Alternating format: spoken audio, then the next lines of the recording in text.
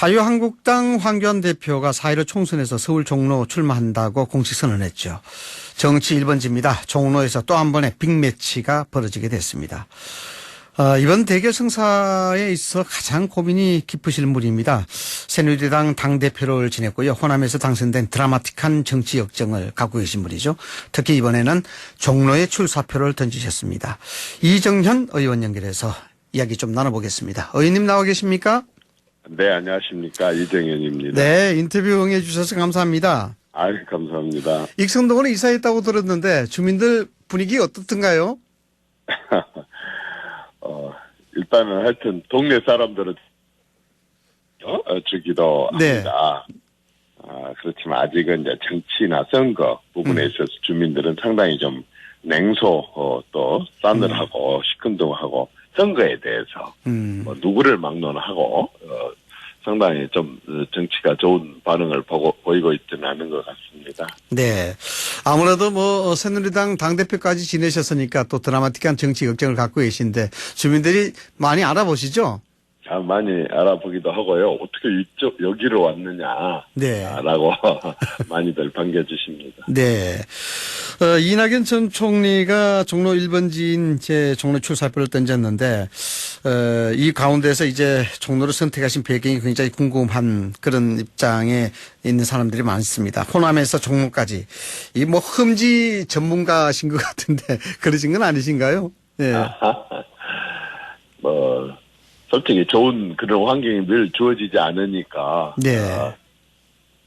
환경이 있더라도, 또 택해서 이렇게 가기도 하고, 또 보람도 있습니다. 예를 들자면, 한 30여 년 동안, 네. 호남이 특정 정당에서 이렇게 늘, 압도적으로 이렇게 당선되고 하는 그런 곳에서 한번 제대로 정치를 하게 경쟁하는 정치를 한번 해봐야 되겠다. 네. 라는 생각에서 어렵지만 뭐 720표도 없고 0.7%도 없고 네. 항상 하면 꼴찌고 그렇지만은 이제 포기하지 않고 꾸준히 이렇게 출마를 해서 결국에 가서는 호남에서도 다른 당도 되고 다른 당이 되면 참 열심히 하더라라고 하는 그런 모습도 보여줬고 네. 이제는 또 기왕 서울로 올라왔다고 한다면 좀 어렵고 힘들더라도 메시지가 국민들한테 제대로 전달될 수 있는 주목받는 곳으로 한번 출마를 해보자 하고 결심을 했었습니다. 예.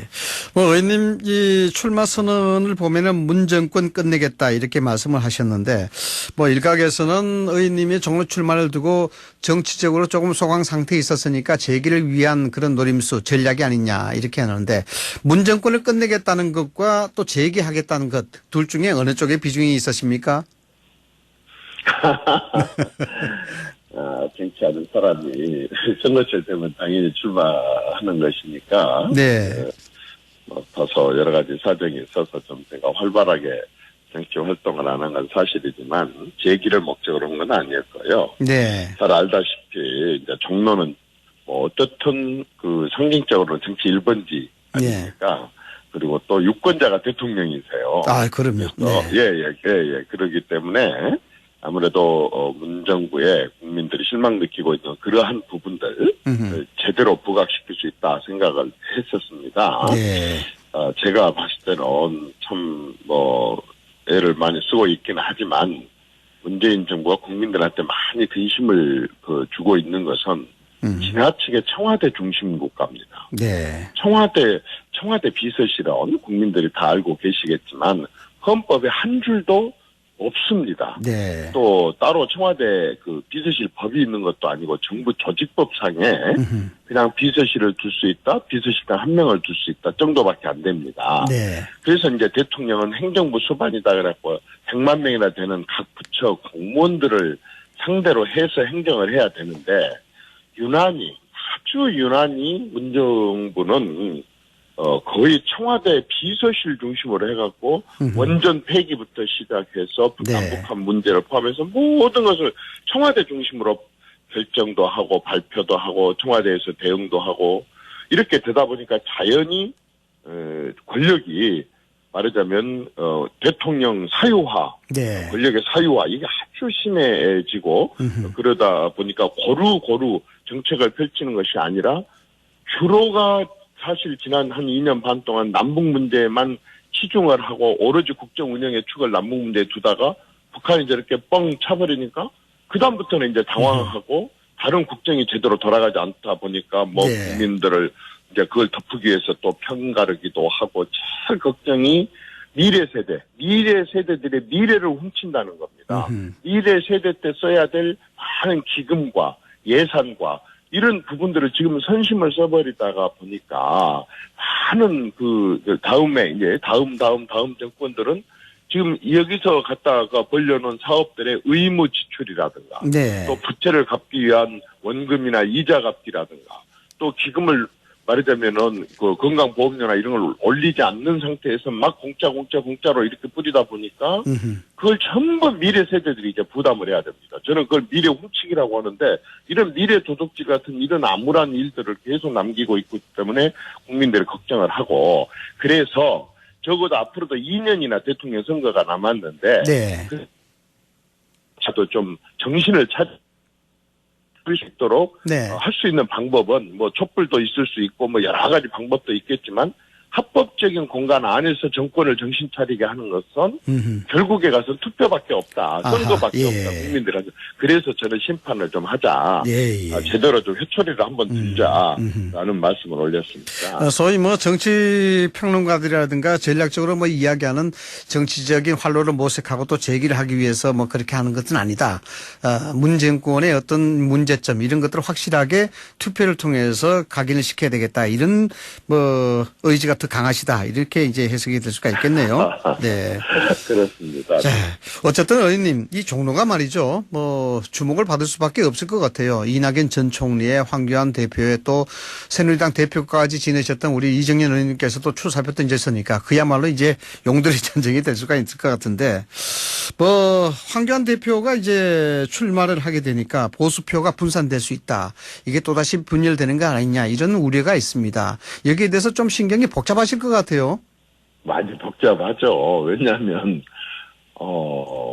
정말 방금 말씀하신 대로 네. 상대방은 바로 직전 총리가 출마를 하고 네. 또 아까 말씀드린 대로 정치 1번지라고 하는 지역에 한국당에서 아무도 후보가 안 나오고 있고 네. 선거는 닥치고 있고 누군가는 나서서 어떻든 정권 심판에 기치를 들어야 되고 그래서 제가 이제 선언을 하고 네. 정말 아주 비장의 각오로 막 뛰고 있는데 그동안에 그야말로 몇 달째 네. 이렇게 침묵을 하고 있는 지역에 갑자기 네. 황 대표가 나오신다고 하시니 제가 좀 마음이 많이 복잡하죠. 네. 또 말하자면 상대는 진짜 단일 후보, 단일 선수로 이미 딱 정해져서 하고 있는데 그러니까요. 네. 이제 예선전에서 또 힘을 이렇게 만약에 빼야 된다고 한다면 그 정권 심판을 해야 될 세력들이 이렇게 표가 갈라가지고 이렇게 하면은 참 어렵다는 생각이 많이 들고 네. 그래서 사실 고민이 깊어집니다. 네. 내가 이렇게 먼저 나섰는데 좀 먼저 우선순위가 있는데. 네. 네. 아니 안 했잖아요. 그동안에 네. 하신다 그랬으면 제가 그렇게 했겠습니까? 전혀 하실 기미도 보이지 않으시고 계시다가 이제 갑자기 또 내가 출마를 한다고 하니까 바로 그냥 이어서 이렇게 하시니까 네. 제가 많이 당황스럽기는 합니다만은 어쨌든 그럼에도 불구하고 제일 지금 이 시점에서 야당의 최고의 선은 정권 심판이고 이 네. 최고의 선을 실현하기 위해서 정말 어떻게 해야 되는가라고 하는 것에 대해서 많은 고민을 하고 있습니다. 최고의 선은 문정권의 심판이다 이런 말씀을 하셨는데 궁극적으로 뭐 통합이나 단일화 논의 있을 수밖에 없을 것 같은데 만약에 그 말씀대로라 그러면은 여기에 대해서 적극적으로 응하실 생각이 있으시다는 말씀이시죠? 어쨌든 제가 출마 선언할 때 네. 분명하게 길지 않은 출마 선언문 속에 담아놨습니다. 네.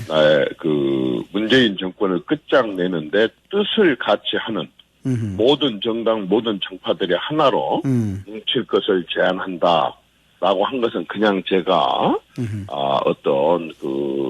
말장난으로 이렇게 한 게 아니었고 레토릭이 아니고. 네. 레토릭이 아니고 저는 정말 진심으로 했습니다. 왜냐하면 그것이 지금 현재 대한민국 정치하는 사람들 특히 야당 모든 야당 세력들이 반드시 해야 될 일이라고 생각했기 때문에 저는 이 말을 넣었었고, 그런 면에 있어서 저는 아까 방금 말씀하신 그런 통합이나 뭐나 이런 부분들에 있어서 오픈 마인드입니다. 예. 네, 오픈마인드다. 자, 이거 좀 가볍게 여쭤볼 수 있는 말씀이 될 것 같은데요. 만약에 말이죠. 앞서 제가 말씀드린 통합이나 단일화 논의 이런 얘기가 좀 구체화되어진다 그러면은 혹시 의원님께서 생각하시는 구체적인 방법이 있겠습니까? 글쎄, 지금 솔직히 말해서 좀 당황스럽습니다. 네. 그래서 뭐 아주 특별하게 제가 생각하는 마음으로 결정하고 있는 것은 없습니다. 그러나 네. 어쨌든 저는 대를 위해서 소는 소가 먼저 여러 가지 좀 유연성 있게 대응을 해야 되지 유연성 않겠냐 있게. 하는 생각까지 갖고 있습니다. 네. 어쨌든 최선이 가치가 있는 것은 우선 문정권에 대한 심판 이것이 중요한 것이니까 그에 대한 부분에 대해서 우선적으로 생각하시겠다 이런 말씀을 좀 네. 해석이 좀 되는데 좀 뭐 어떻습니까? 사실상 먼저 정말 말씀하셨다시피 먼저 출사표 던지셨는데 이런 배경이 황교안 대표가 불출마하시리라는 생각 예상하시고 던지신 거죠? 예? 누가 불출? 황교안 대표가 종로에 나오지 않을 거라고 예상을 하시고 먼저 출사표를 던지신 건가요? 제가요? 네네. 아니, 황 대표는 정말 꿈에도 생각 못 했고. 꿈에도 생각 못 했고. 그분은 왜냐면, 당 대표이시기도 하고, 왜냐면 이낙연 후보는 여권의 많은 대권 주자들이라든가 대표적인 인물의 한 사람, 원 오브 댐이지만, 사실 황 대표는 당 대표로서, 제1야당의 대표로서, 그렇죠. 전국 유세를 다니셔야 되고, 또 선거 전략 하나하나를 짜야 되고, 아직도 통합을 위해서 갈 길이 머니까, 방문을 해야 될 일도 많으시고, 그래서 저는 그분은 종로 나올 거라고는 생각도 안 하셨고, 그 밖에 다른 사람들도 용기를 못 내고 있었잖아요. 아무도 나서려고 하지 않았었지 않습니까? 그랬죠. 그런데 도대체 제1야당이 지금 정권을 심판하겠다고 하는 야당 그룹들이 이렇게 중요한 종로를 버려두고 이렇게 있으면 되겠냐. 제가 롤 모델이 되겠다. 누구든지. 정말 대표 선수가 한 사람씩 나가서 문재인 정권이 추천한 후보를 이길 수 있는 그런 대표 선수들이 한 명씩 나가서 대항을 해야만이 승부가 좀 나지 않겠느냐 하고 저는 용기를 내서 그러셨죠. 그야말로 앞장서서 제가 했고 다른 지역도 이렇게 분산되지 말고 대표 선수들로 구성을 해서 여당을 상대를 해야 된다라고 하는 저는 내 나름대로의 롤모델 제시였는데 뜬금없이 또 내부 우리 경쟁자가 생겨버려가지고 그래서 제가 좀 고민이 많은 겁니다. 의원님께서 출사표 던지실 때도 일각에서는 그런 얘기가 있었어요. 이정년이니까 가능한 선택이다 이런 얘기가 있었는데 어쨌든 의원님 보시기에는 황교안 대표가 출마를 선언을 하긴 했는데 보시기에 결단하게 된 결정적인 계기 어떻게 해석을 하시고 계신가요? 아무래도 많은 책임감 그런 걸 느끼셨겠죠. 제1야당으로서 어떻게 정치 1번지를 가만둘 수 있느냐. 아무도 안 나선다면 나라도 나서겠다라고 하는 좋은 의미로도 나섰을 것이고 또 소위 대선 주자라고 여론조사를 계속 붙였지 않습니까? 그렇죠. 그래서 상대 중에서 항상 1위로 달리고 있는 대선 주자가 그쪽에 출마 선언을 했는데 또 같은 야권의 대선 주자로서 항상 선두를 달리고 있는 본인으로서도 거기를 피하는 인상을 줘서는 안 될 거다. 이런 생각을 가졌을 수가 있습니다. 그러나 저는 그건 두 분 다 정말 잘못된 선택이라고 생각을 합니다.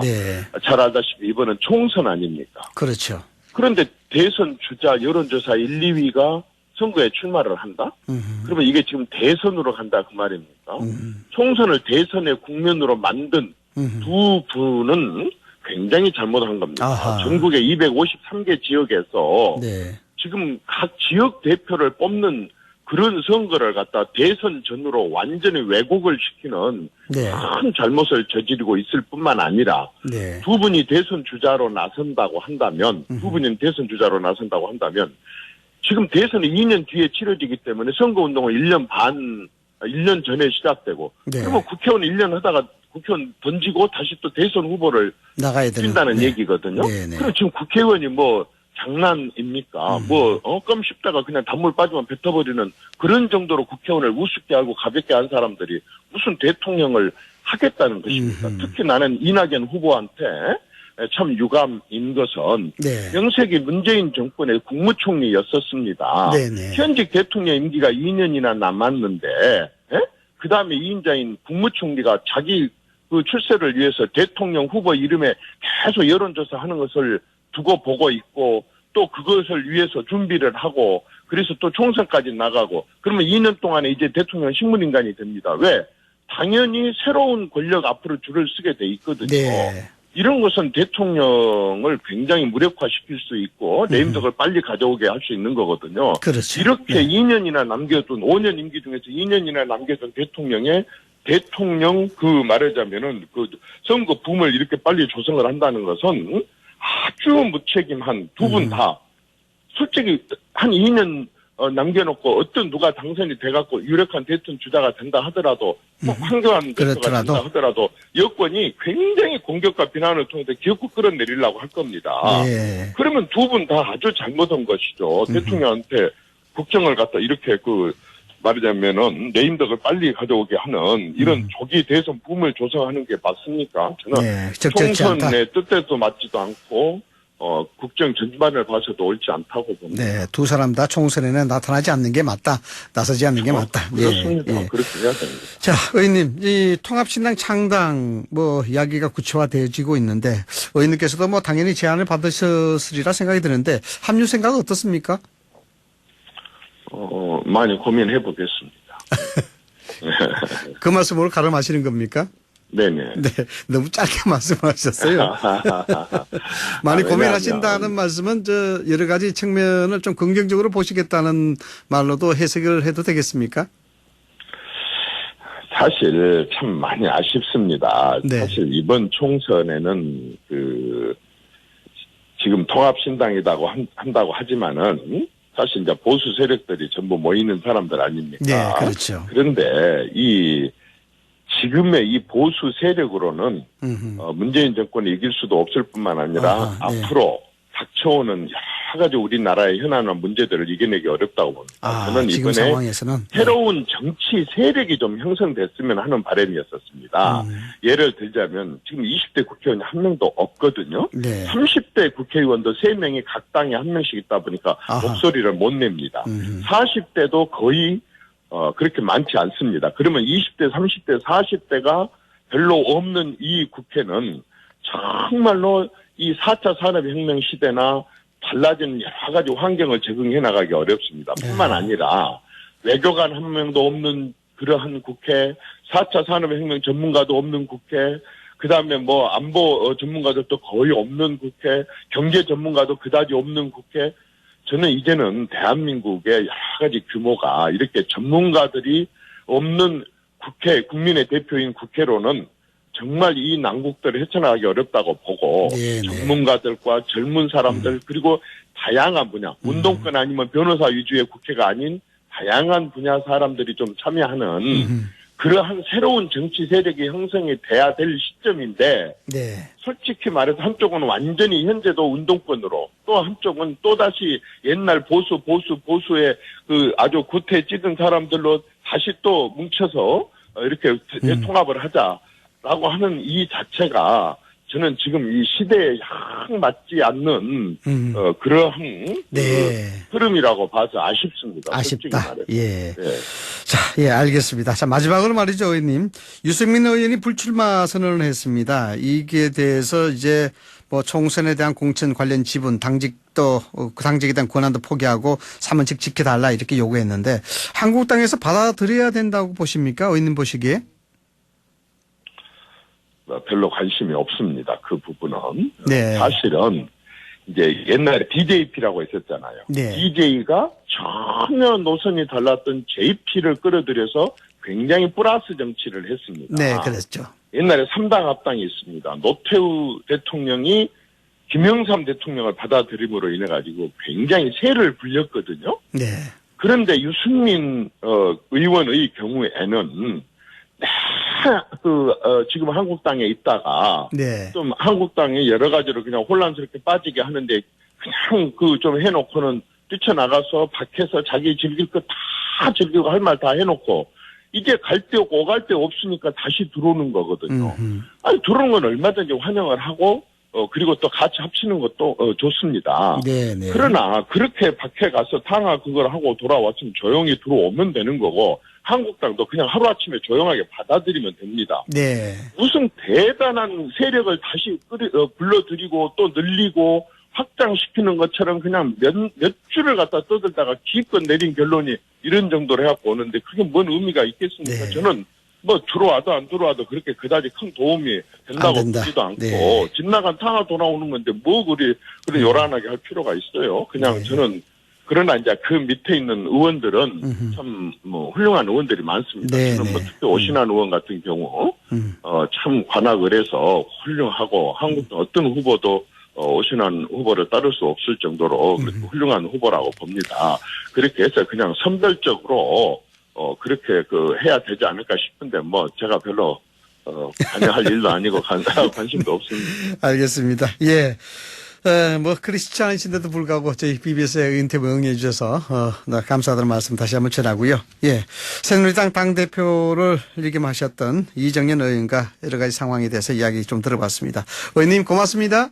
감사합니다.